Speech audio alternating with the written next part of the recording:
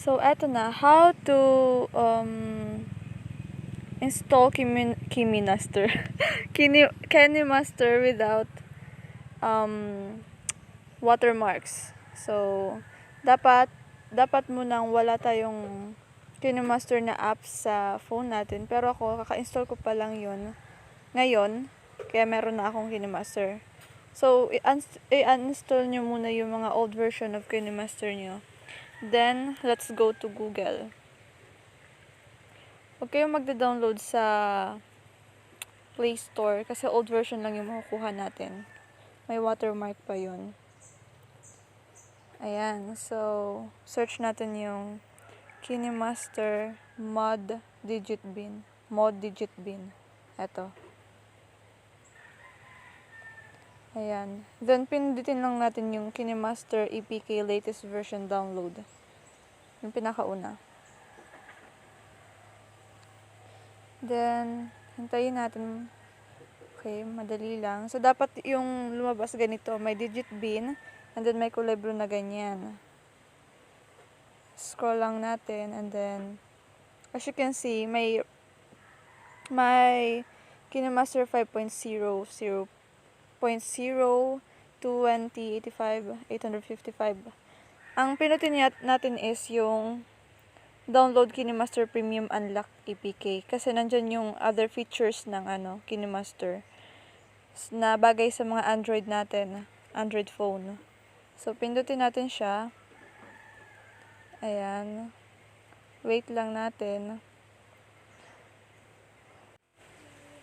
Ayan. So, ang lalabas is pareho lang. Pareho lang ng nauna. May digit bin, and then may arrow naman may kulay blue na line. Ganyan. So, scroll natin siya. Nandito yung other features ng Kinemaster. So, yan. May stable and running on all Android OS. And, eto naman sa baba, may maybe face export error on some devices. So, ang pipiliin natin dito, yung malapit dun sa 5.0. So, ang pinakamalapit is yung 5.15, nandito sa pinakababa.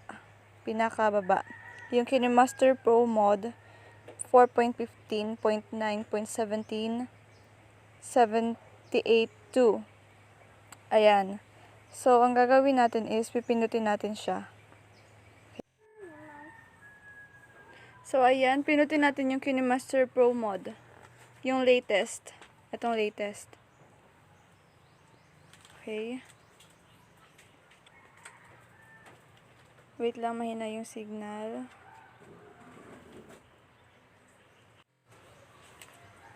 So, kapag napindot na natin, may lalabas na ganito. Do you want to download Kinemaster 4.15? Like that. So, i-press nyo lang yung download kasi ako na-download ko na. And then, kapag na-press nyo yung download, hintayin nyo siyang mag-download, and then i-install nyo. Tsaka nyo siya i-open. And kapag in-open nyo na siya na yung bagong version ng Kinemaster nang walang watermark. So, yes. Thank you for watching. So, ayan, ito. Ito yung bago kong Kinemaster na walang watermark. Okay, hintayin lang natin. 16.9. Kahit anong ratio. Bahala kayo sa sa gusto nyong ratio. So, example nito is pili tayo ng picture. Sa Facebook. So, ito kunwari. Ayan. As you can see, walang watermark, diba? Lagyan natin siya ng audio. Okay. Haha-sound lang. Wait, ito na. Ayan. Lagay natin. And play. So, as you can see, walang watermark. So, save natin siya. Save. Export. Ayan, tapos na. So, balik tayo sa sa photos. Punta tayo sa photos natin. Gallery.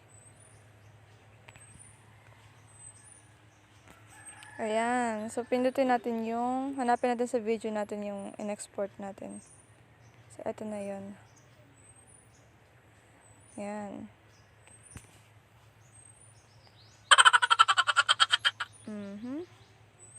Yes. Walang Kinemaster, diba? Ulitin ko. Diba? Wala. So, ganun lang. Ganun lang kasimple.